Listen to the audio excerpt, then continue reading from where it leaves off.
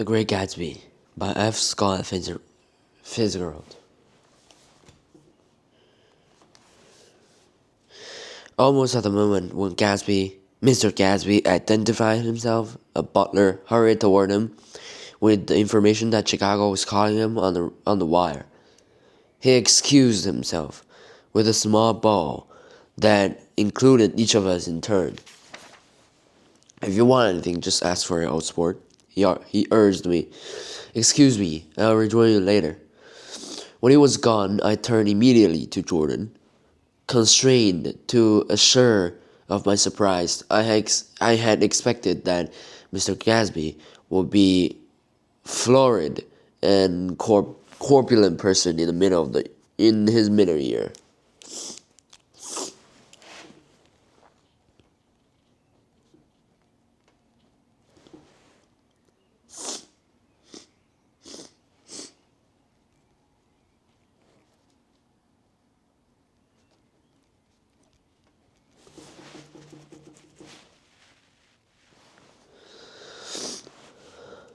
"Who is he?" I demanded. "Do you know?" "He's just a man named Gatsby." "Where's he from, I mean? And what does he do?" Now you are starting on the subject," she answered with a wan smile.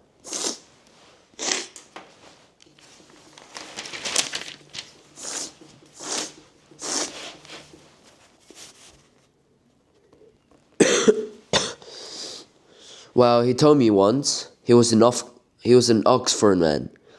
A dim background started to take shape behind him, but at her next remark it faded away.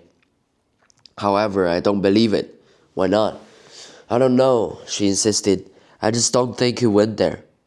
Something in her tone reminded me of other girls. I think he killed a man, and had the effect of stimulating my curiosity.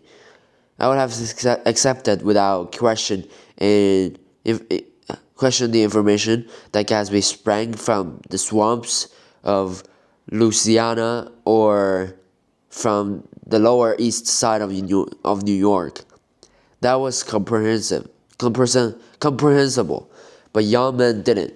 At least in my provincial inexperience, I believed that they didn't drift coolly out of nowhere and buy a palace on Long Island Sound. "Anyhow, he gives large parties," said Jordan, changing the subject with an urban distaste for the concrete. "And I like large parties. They're so intimate. At small parties there isn't any privacy."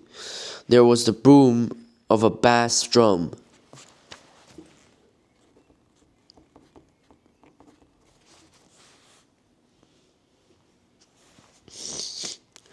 And the voice of the orchestra leader rang out suddenly above the echolalia of the garden.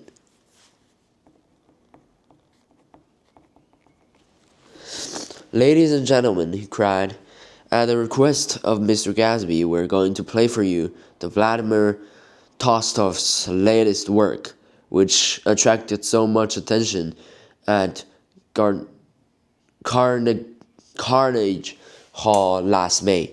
If you read the papers, you know there was a big sensation." He smiled with jovial condescension.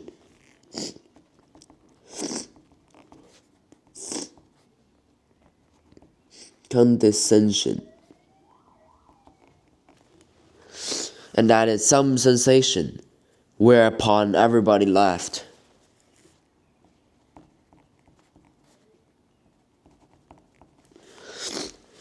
"The piece is known," he concluded lustily.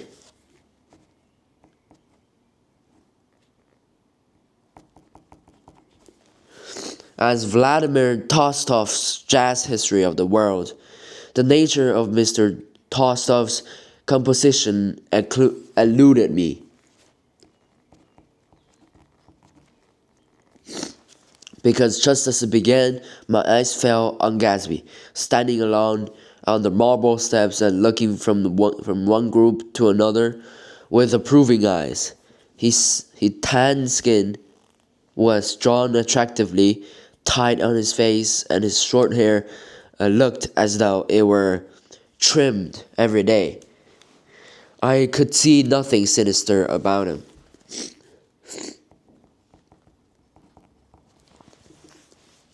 I wondered in the fact that he was not drinking helped to set him off from his guests. For it seems to be that he grew more correct as the fraternal hilarity increased.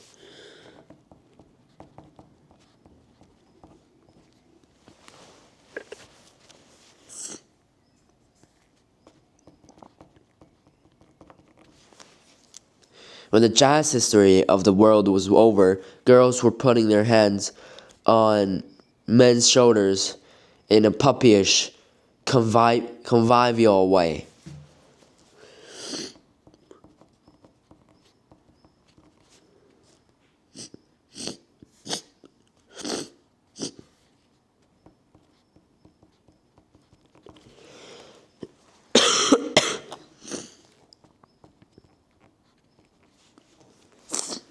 Girls were swanning backward playfully into men's arms, even into groups, knowing that someone would arrest their falls, but no one swooned backward on Gatsby. No French bob touched Gatsby's shoulder, and no singing quartets, quartets were formed with Gatsby's head for one link. I beg your pardon? Gatsby butler Gatsby's butler was suddenly standing beside us. "Miss Baker?" he inquired. "I beg your pardon, but Mr. Gatsby would like to speak to you alone." "With me?" she explained. She exclaimed in surprise. "Yes, madam." She got up slowly, raising her eyebrows at me and in astonishment.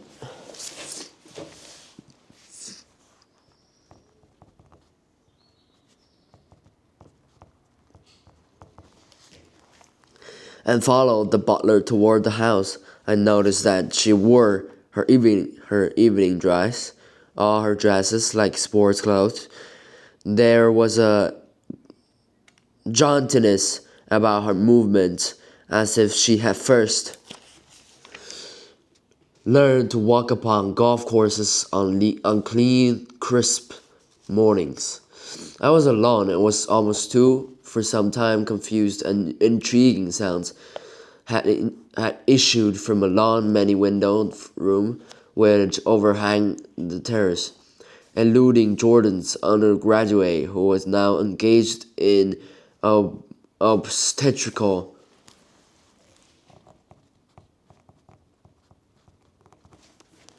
obstetrical conversation with two chorus girls, who implored me to join him. I went inside. The large room was full of people. One of the girls in yellow was playing the piano, and beside her stood a tall, red-haired young lady from a famous chorus engaged in song. She had drunk a quantity of champagne, and during the course of her song she had decided ineptly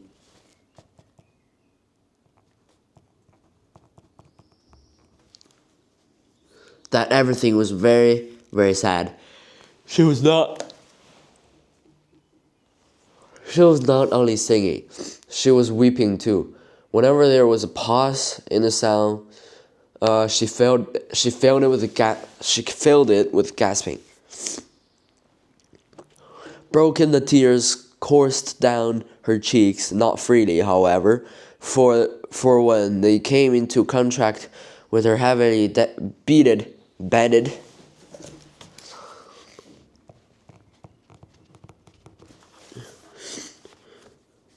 eyelashes, they assumed an inky color and pursued the rest of the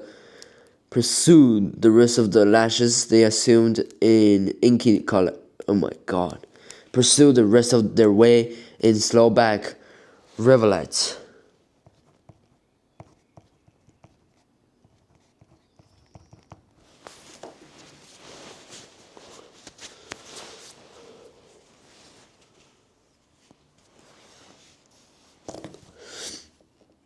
A hum- humorous a humorous suggestion was made a humorous suggestion was made that she sing the notes on her face, whereupon she threw up her hands, sank into a chair, and went off into a deep vinous sleep.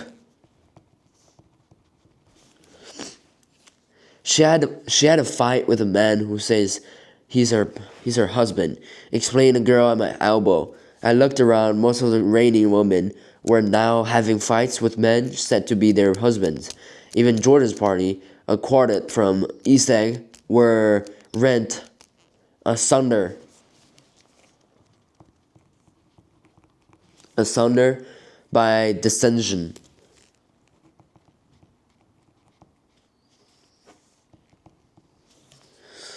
One of the men was talking with curious intensity to a young actress, and his wife, after attempting to laugh at the situation in a dignified and indifferent way, broke down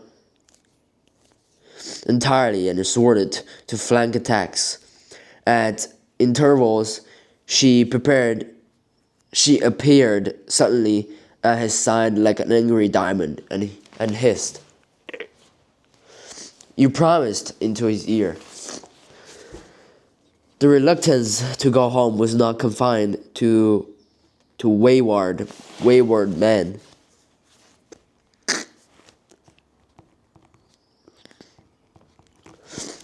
The hall was at present occupied by two deplor, deplorable, deplorably sober men and their highly indignant wives.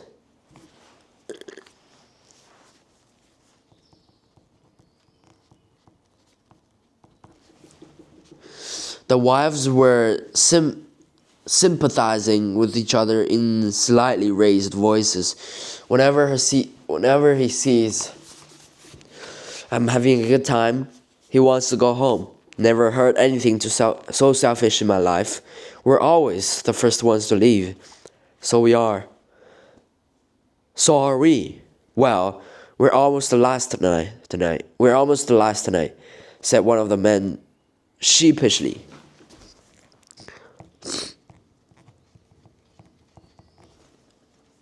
The orchestra left half an hour ago, in spite of the wife's agreement, such that such malevolence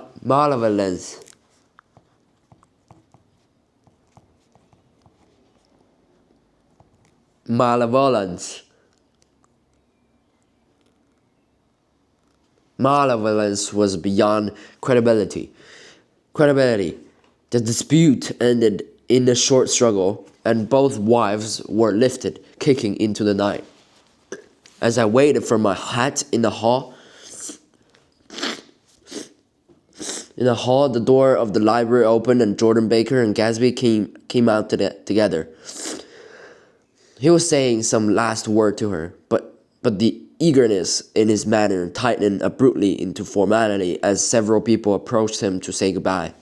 Jordan's party were calling impatiently to her.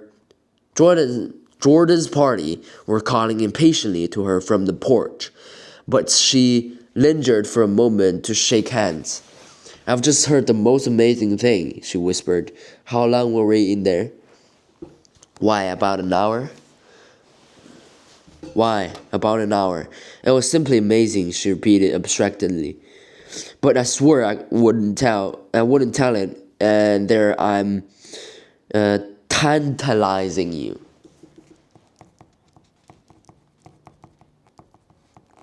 Tantalizing you. She yawned gracefully in my face. "Please come and see me. Phone book under the name of Mrs. Sigourney Howard." My aunt, she was hurrying off as she talked. Her brown, her brown hand waved a jaunty salute as she mounted into her party at the door. Rather ashamed that on my first appearance I had stayed so late, I joined the last Gatsby's guests who were clustered